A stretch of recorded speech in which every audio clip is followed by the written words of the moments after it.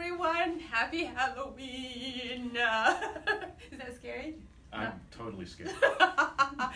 Yes, can you tell we are celebrating Halloween? What am I anyway? Well, you look like Sally from the Nightmare Before Christmas. Oh, to me, close enough. Yes. Well, I like it. And you are? And I'm just here as a boring attorney. That's scary enough. I think I got it filled. That's scary enough, for sure. Welcome to episode 4 of Out in the Open with Open Arms. I'm Suad Dreyfus, owner and founder of Open Arms Surrogacy, and this is my good friend Robert Terenzio. I am an attorney who practices in the area that we're going to be chatting about today, Yes, which is assisted reproductive technology. Yeah, fun. Last episode 3, I can't believe we're on our 4th one. We had Tim Sullivan, who was an intended parent, currently a parent, and kind of sat with us and talked about the challenges he faced and Courtney going through the surrogacy process. I believe you worked with Tim, didn't you? I did. Okay. I did. And we've talked about the challenges from an intended parent's perspective. What were his expectations going into surrogacy? How did that turn out? It turned out to really an amazing experience with his surrogate, Erin. And they had a baby girl. And he also shared with us that he was inspired to write a book and help intended parents go into this process by opening also a surrogacy escrow agency. So that was very cool having them here and talking about our process from that perspective. Mm-hmm. So we did a vote. You're aware we did a vote before, and we said, okay, do you want us to talk to an intended parent, or do you want to talk to an attorney who won 70-30? So you came second, but you're here now. That's okay. And we're about to tell them that talking about the legal process is not all that boring. It's a very exciting area for me anyways, maybe not for people seeing it from the outside. But if you're going to go down this path, you're stuck with us as attorneys. You do need them. You do need them. And we've known each other for how long? Gosh, 15 years 15 at least. years. That makes me feel old. 15 years. And If it makes you feel old, what do you think I feel? And you've been practicing for a while before then. So what are you, like 2 decades now? More than that. I've been in this area, not in reproductive law, but I've been an attorney for 30 years plus. And in this area alone, about 25 years, maybe a few more.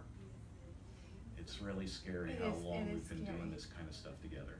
You know, the first thing I think about is a question. Having done it for that long, you and I for the past 15 years, we're going on 16. How did the industry change? Wow, that's a loaded question. I would say that the one basic hallmark is that it's volume. When I started, and certainly even when you started, there were very few people that knew about surrogacy, much less actually elected to go through it, or for that matter, the egg donation side as well. Since then, we've gone from maybe 2,000 children born a year through surrogacy worldwide. There's probably 10,000 surrogacy babies born worldwide at this point in time. Egg donation, I think the last statistics demonstrated that there were as many as 50,000 children born in the U.S. alone from intervention through an egg donor, which is huge numbers. Things that when I started and when you started, we would never have thought would be the case. Yes, we still enjoy it. That's the crazy part. Well, maybe we're crazy because we still enjoy it, but That's I think... right. I always say it takes a built-in crazy to fit in what we do, so... I think what makes the crazy enjoyable and palatable is the fact that there's nothing rote about it. It's always different. That's true. The personalities are different. The medical problem that caused them to come to us is always different. When they leave you guys and move to my arena, the legal challenges are different. back at the beginning, it might have been 1 or 2 states that we were doing this stuff. Now we're Yeah. doing them in 30 states, and each state is a little bit different. Yeah. So you have to kind of figure the puzzle out, and you lose a lot of sleep. But in the end, we both know that we're going to get that phone call, hey, we just gave birth, and Yes. that makes it all Yes, worthwhile. yes. One of the, as we talk about changes and how did the legal process, the surrogacy legal process, change with same-sex couple, you know, especially with their marriage being legal? I know, I can't recall, but it was different, you know, when we started versus it is now. Things are much more smoother. You're able to recognize both parents. Let's talk about that process, even though it's a little bit outside of what. Well, I'll address it, but I first want to say that one thing that's happened in the timeline that we're involved in is that more and more states have put laws into effect to make it smoother generally. Right. So now if you add the legality of same-sex marriage, they are going to be treated like all of the heterosexual clients that we have. So there are no bumps in the road for them, whereas prior to the U.S. Supreme Court acknowledging that it was legal to be a member, legal to marry someone of the same sex, we would have to do this clunky kind of adoption process. Right. And some of the times it was a 2-part adoption process. Was it discriminatory? Absolutely. Was it frustrating to our clients? Of course. Not only frustrating, I think it was insulting, because at the end of the day, these folks were genetic parents To the baby. and they were forced to a inferior position because of the fact that they happen to be in love with someone of their own sex. Yeah, same gender. I feel like that's a whole nother episode. Like, Yeah. just to sit with, and I think we're doing something next time. We're doing like a vote about all the issues or all the challenges that may be faced by the LGBTQ community. But we can see now, I mean, like we can see the change already. Things are much easier getting the surrogacy agreement recognized, getting the birth certificate, getting the parents recognized on it. You know, I feel like from 5-10 years ago to now, I feel like Florida has come a long way. I mean, it's always been a friendly state to surrogacy, but. And it has always been friendly to surrogacy, and I think that's part of what made it easier for me and certainly easier for you from your perspective. But I remember a same-sex couple down in the Miami area. Their hospital was in the Everglades, and talking to this old white guy who was the risk manager, and he was freaked out. He didn't know what surrogacy was. He didn't know why there were 2 guys in front of him. He was going to give the baby to the gestational surrogate because he thought that was the mother. And and at that time, everybody was into an adoption mindset. Right. Now I talk to hospitals. I know you talk to hospitals all the time. We don't have that problem anymore. Yeah. They know these are the parents. They've been put on notice by you and by us that this is a same-sex couple, that this is their child, they're biologically related, and the hospitals open up their arms. Because to them, ultimately, it's just a baby with loving parents. And that's really all it is. And how could it be any better than that? Yeah, that's really all it is.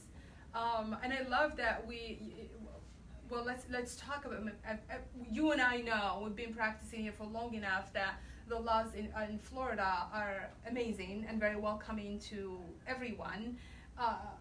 What's the rumor? I still today get clients that say, "Oh, Florida, we would love to come there, but the laws are not." Right. What are your thoughts on that, and how do you address that nonsense when you hear it? The laws in Florida are not favorable to surrogacy. Well, or same sex, or right. Single parents. And single parents, we get it a lot. Florida has 2 laws that address surrogacy, and if you're looking at the wrong law, Right. the law that doesn't apply to your particular circumstance, you're going to think that things are going to go horribly wrong. And so it requires a good agency, it requires a good attorney to say, hey, I understand where you're coming from. Yes, if we go down this path, we're going to have a problem, but we have another path available to us, and let's explore that path. Fascinating enough, there are two arenas of bad information. Arena number one, and no surprise to anybody, is internet is just filled with a bunch of garbage, and you punch in garbage and you get garbage back. The other thing is a little more interesting to me, not because it affects me so much, but it does affect you, and that is there are a number of agencies out there that purposefully plant incorrect information out there in an attempt to capture intended parents to come to their particular location, and that's the unfortunate part about it. But having said that, if you talk to people that know what they're talking about, Right. you are going to be educated in a very short time frame. Right. That pretty much what you want to do will happen in a very stress-free and almost even enjoyable process. Yeah. You talked about the internet and garbage. Those are the two things I heard. Listen, when we talk about internet, I mean, I'm guilty of this. I have Googled a simple contract, and I was like, yeah, it looks decent, it'll do. But when you come to this process, the surrogacy process, it's just so, I can't even imagine having to Google a contract, download, a template and make it work, especially in a private setting where an agency is not involved, someone you know, a friend, let's just do a contract between us. What are your thoughts? I think it's a recipe for failure, and the reason is very simple.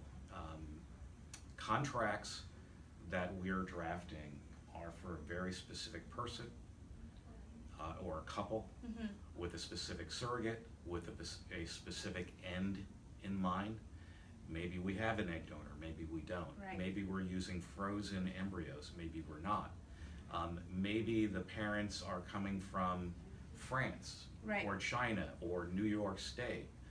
Maybe they're coming from Florida, and the surrogate can be anywhere as well.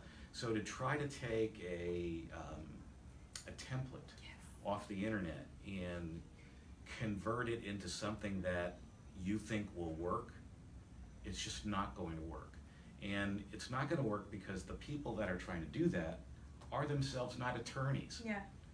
So they're not thinking, oh, wait a minute, the subsection B of that statute that's going to apply when I go in front of a judge is not addressed in this contract that I just grabbed off of the internet. And I can say this quite honestly, that I've had judges tell me that they've denied relief to intended parents that try a DIY scenario because it doesn't comply with the law. And I asked her, what is their option? And she says, I will tell them that now that you've blown your chance to do it the right way, Go back to the beginning, and now you're going to have to adopt your own child. Oh no, I thought you were going to say draft the contract with a reproductive attorney, but to go back and adopt. To go back and adopt, because now we have a baby. So that contract is invalid now. So they are holding a child that a court's not going to recognize as their own, that the surrogate knows it's not hers, she's not going to make a claim for the child. So we have an interesting house of cards. We've got a child without a birth certificate. Yeah. We have parents that don't have a judicial determination that they are in fact the parents. And in all likelihood, there are hospital bills sitting there waiting. Until they have a birth certificate, they can't get a social security number. Until you have a social security number, your insurance program is not going to pick up the medical costs. So it's just a nightmare. It's a nightmare. And then, well, It's a nightmare. It's a nightmare. Halloween, hashtag Halloween. There you go. It's scary. And it's not where you want to find yourself at. I think they got it right now. And in terms of trick and treat, the trick here is that they tried to save money yes, by doing it themselves. Yeah. And now they're going to have to pay $10,000 to do an adoption. So, you know, they've kidded themselves trying to do it as inexpensive as possible. Wow. And I think the reality is that if you are in a financial predicament, agencies and attorneys will figure out how to help you through that predicament. You know, your fees will be adjusted in some fashion, so you don't have to have that judge say, no, I'm not going to sign the order. Yeah. In fact, you know, that's also part of what we do. We offer relationship management, which means if you have a surrogate of your own, we can still help you and guide you through finding the right fertility specialist, connecting you with the right attorney, so you don't pay the full fee because you already have a surrogate, but nonetheless you're still utilizing an agency to guide you through these issues that might come up. In the same sense as we talk about scary things, and I wanted to, 2 questions. So many questions are coming to mind. It's like, one, have you had an incident where you had to clean some of this, someone doing it on their own and coming back, or they were in the process of doing it on their own and you had to come back and clean, or, you know?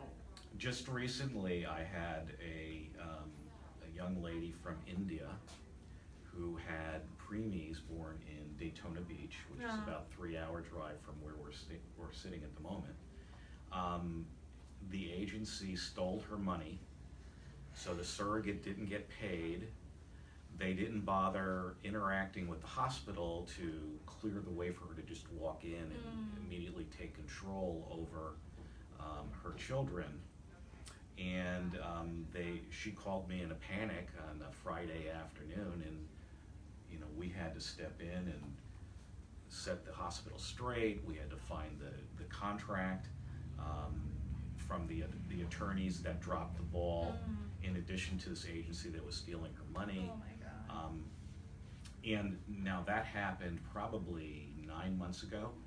Just this past week, we got an email from the FBI. The FBI is investigating this particular agency because apparently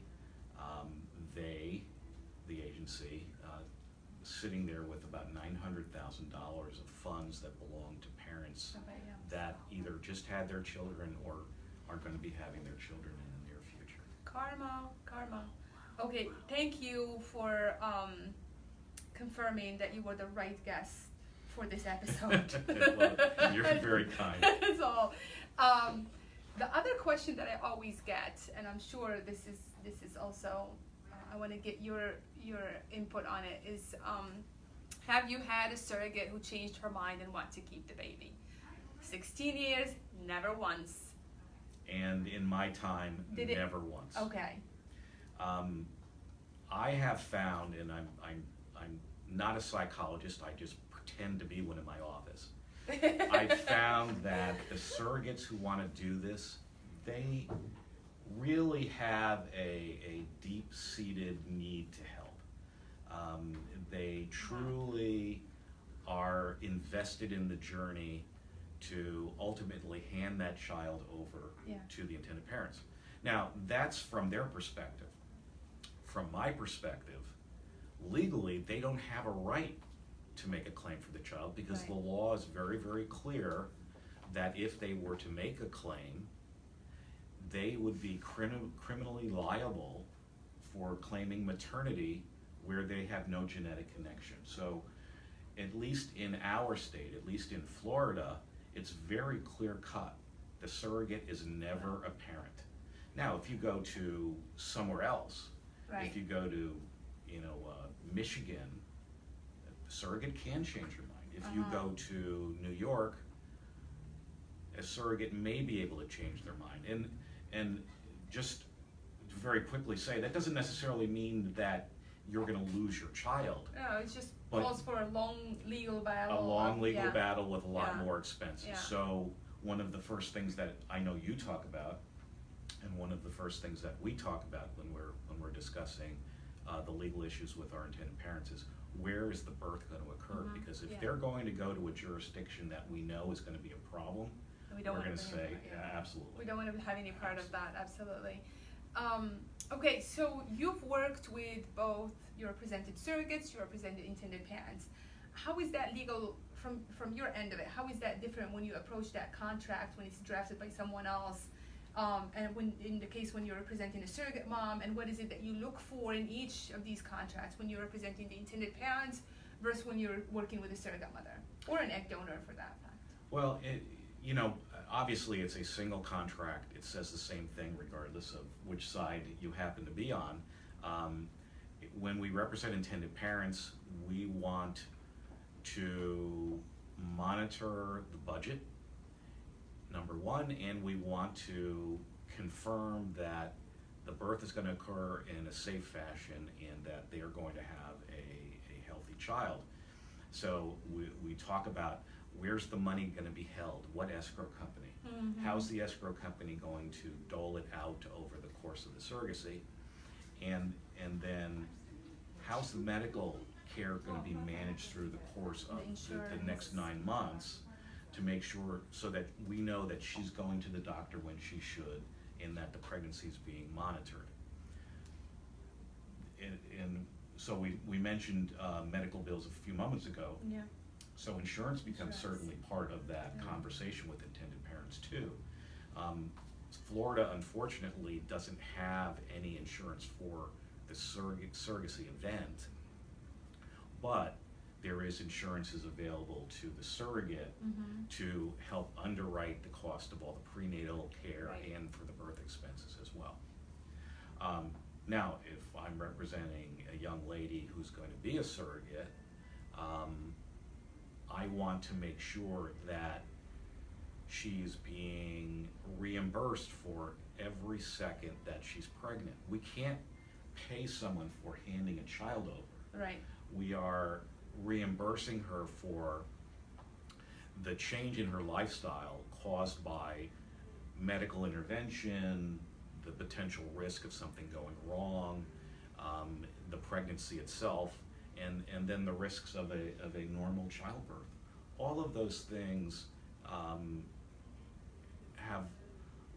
have a section in contract that we as attorneys have to look at to make sure that she is being reimbursed for those sorts of things.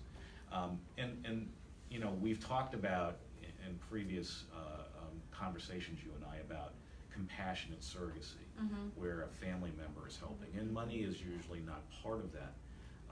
But with a general surrogacy arrangement, there are little payments made to compensate for risks, number one, and then invasions of the body too.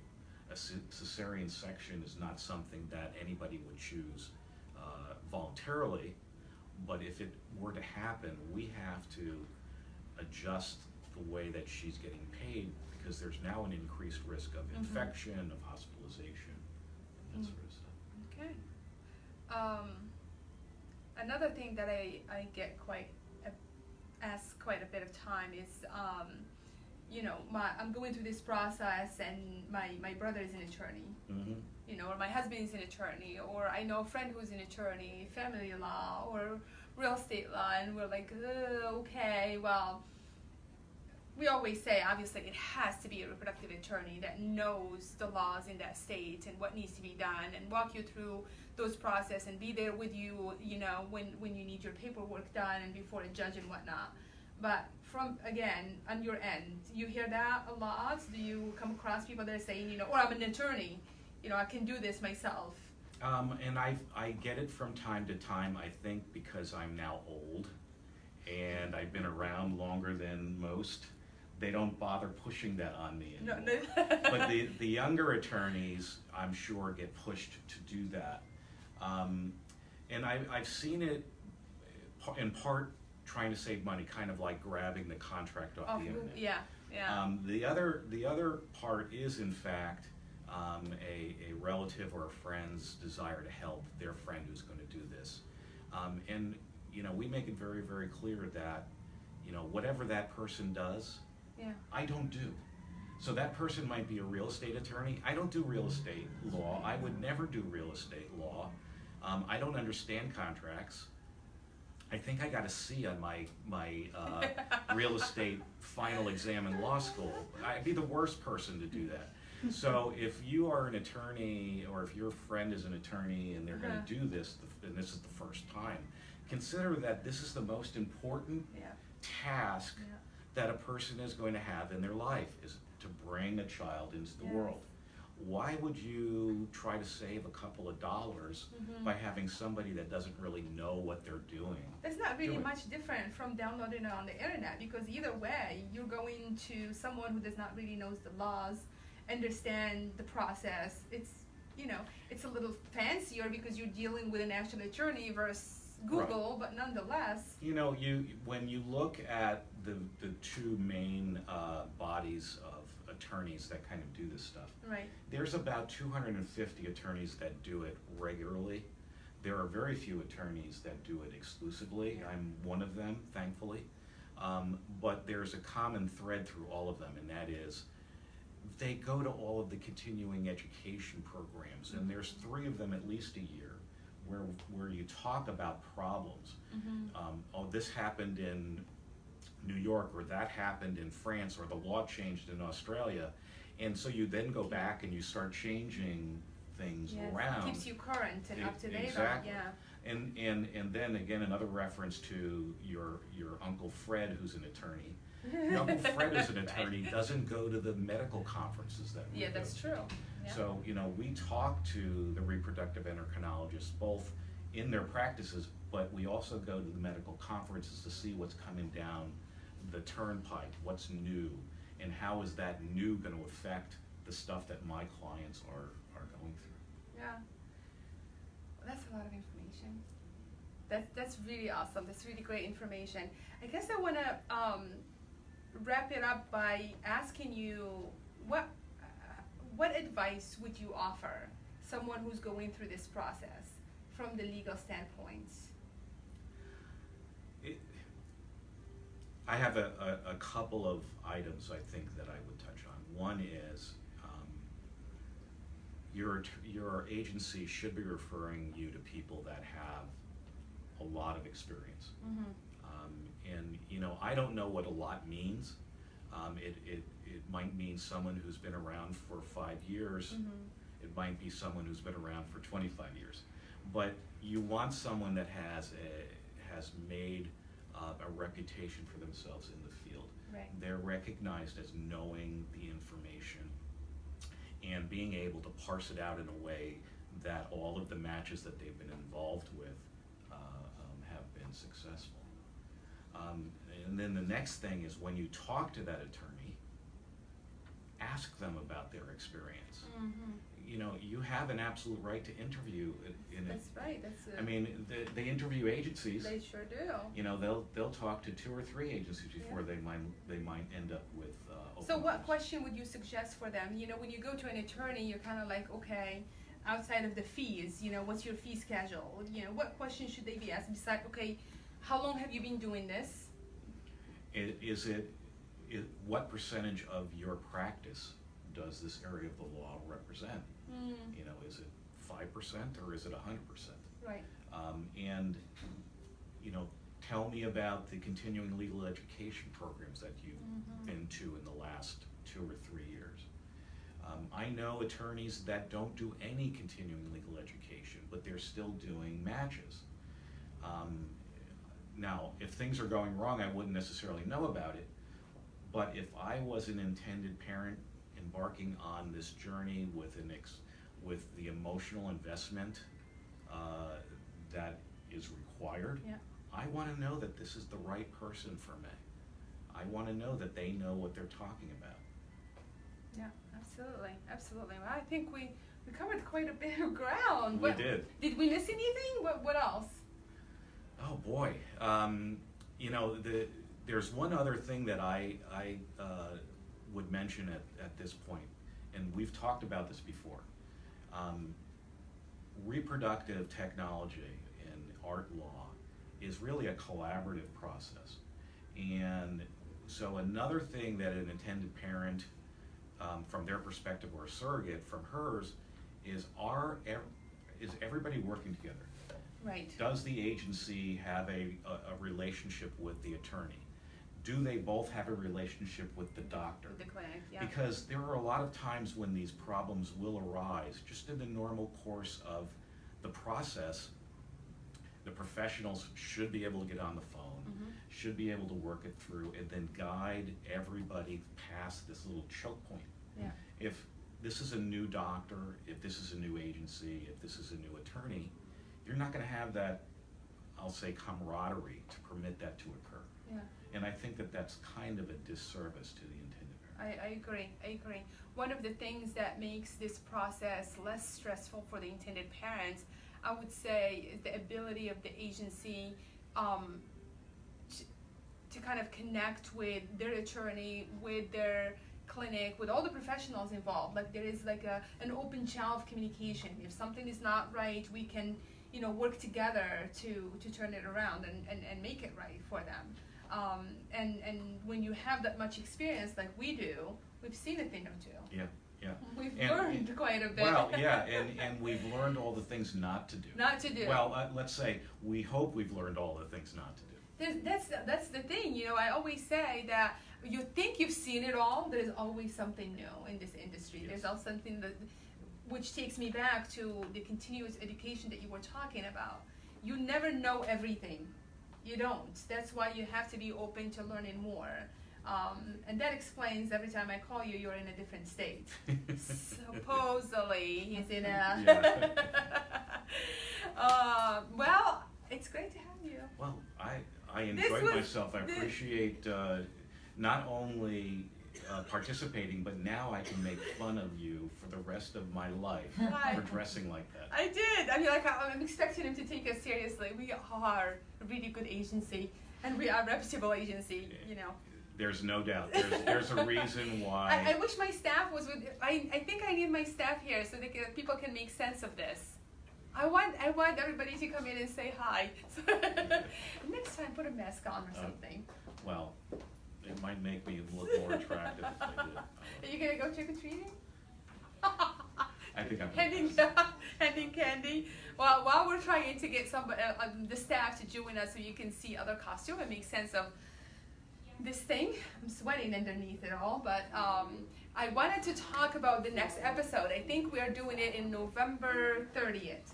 Our guests, we were thinking about having a psychologist this time to talk about the emotional aspect going through this, the counseling that you may be able to seek, how important it is to have that emotional support with someone who's professional and has, knows a thing or two about this process.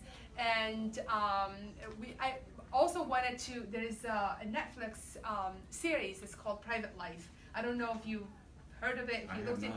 It's incredible, great reviews. I'm just starting. I think we're gonna probably go into a little bit more details about that. It touches on what we do. A couple having struggles, conceiving, exploring egg donation, what that looks like for both of them. No spoilers, but it's just incredible that kind of now that's in the forefront of everything. So we are also trying to cast a vote on the psychologists and what we are deciding to talk about, maybe the challenges within the LGBTQ community and conceiving through surrogacy, egg donation, and sperm donation. Or, this is an old thing, like surrogacy, the types of surrogacy, gestational versus traditional. We don't do traditional, but kind of making everybody aware of why we don't do it. It may be for someone else. It's not really for us. Right. That would have been really a good thing to touch base on with the legal risk going the traditional route versus gestational. But that will be for another time. Okay. Where's my team so they can make sense of my costume? Who's here? Hello. So you have to, right there, you have to introduce yourself. Hi, I'm Danny. And? Identity theft. These are all like our names. Oh, come on, the fabulous. My name's Melissa, and I'm Catherine Hepburn. Yay! You would never guess this one. I'm Olivia Newton-John. Sandy. Where's everybody at? Oh, Toya. Oh, here you go. Hi. Hi, I'm Laura, and I'm a steampunk. I love it. You look amazing. You look amazing. I told them I'm not going to be sitting here sweating underneath this without everybody making sense. Where's Tia? On the phone. Okay. Well, Wednesday Addams. oh, where's Oh, come on. Underpants? Come on. It's a must. I'm sorry. I'm putting everybody on the spot. What do you have to say when you are? Fernanda, and I'm Wednesday.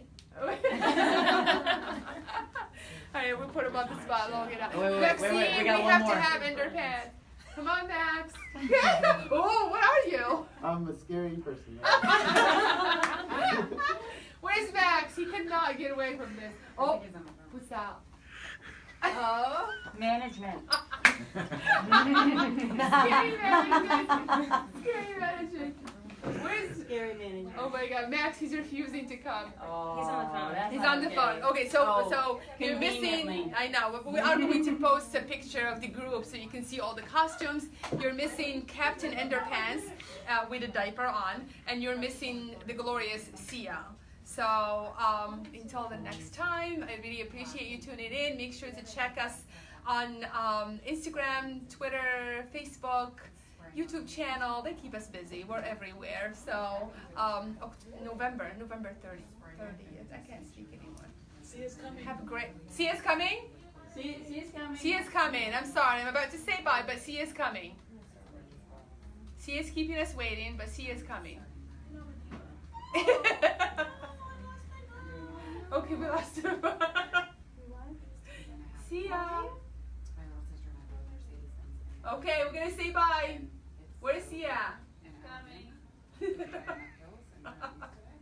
Happy Halloween. I know. It's See? fantastic. We're doing. I'm going. Hi. Can you sing? Can I sing? On the moment? Oh my gosh. You're fabulous. You're fabulous. All right, everybody. Thank you for putting up with our crazy today. Happy Halloween. Be safe, and we'll see you the end of November. Have a great day. Happy Halloween.